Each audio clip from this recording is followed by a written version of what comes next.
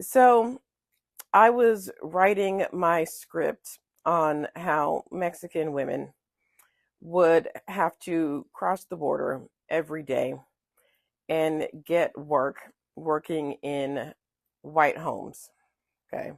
This is before Border Patrol. It was talking about how they had lost their ancestral homes.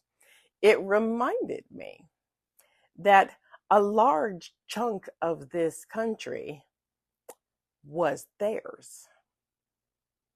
You knew that, right? That a large chunk of this country was Mexico. This is mainly for people who tell them to go back to where they came from.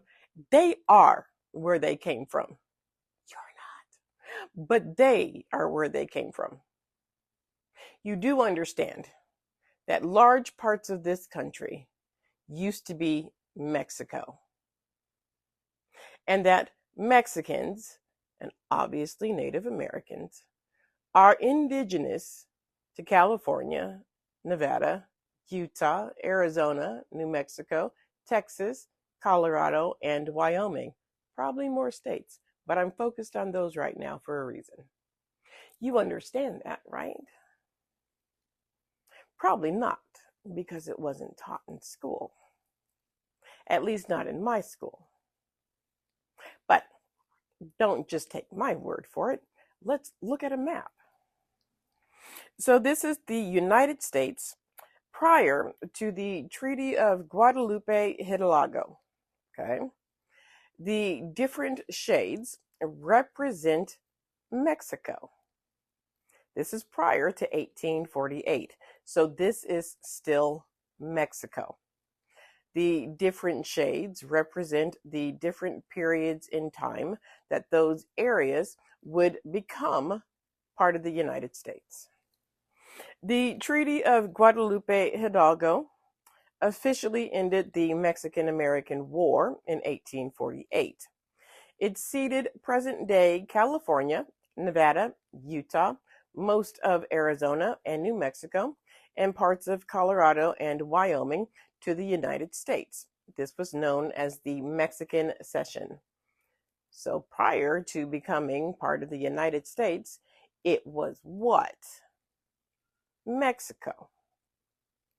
And the people living in this area had a choice: go to Mexico or remain where they were and become United States citizens with the same rights as white people, which was slowly stripped away.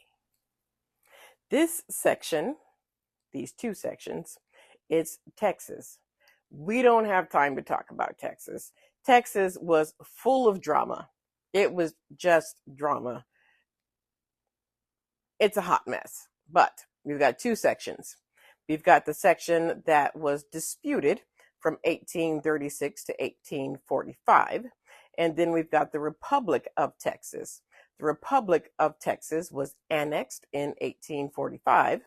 The remainder was just claimed between 1845 to 1848. Fun fact, the southern states wanted Texas because they wanted to what? Expand slavery. And that they did. Texas was a slave state. And this teeny tiny little section here, the United States acquired a 29,640 square mile region of Arizona and southwestern New Mexico in 1854. The purchase was the last substantial territorial acquisition in the contiguous United States and defined the Mexico-United States border. I believe it's called the Gadsden Purchase. I'm doing this from memory. Somebody double check me. So we can see that just like Native Americans, Mexicans are indigenous to the United States. Let me reiterate.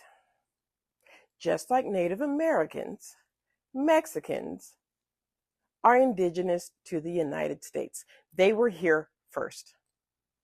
Y'all sitting here screaming, just hollering at them to go back where they came from when they came from here. Y'all sound ignorant. Stop it. And you know what irritates me? Is that it didn't click in my head until I want to say it was last year when there was an argument about whether or not Mexicans were indigenous to the United States. It was an argument in my comment section. It was on one of my videos. And I had to sound it. I was about to intercede, but I had to sound it out in my head because it wasn't taught in school. It wasn't taught in the schools that I went to. I had to sound it out in my head. This is why critical thinking skills are very important. But I was like, okay, wait a minute. Mexican Americans. That used to be Mexico. Well, Mexican peoples lived there. So, well, yes, they are indigenous to the United States of America. Stop telling them to go back to where they came from when they came from here.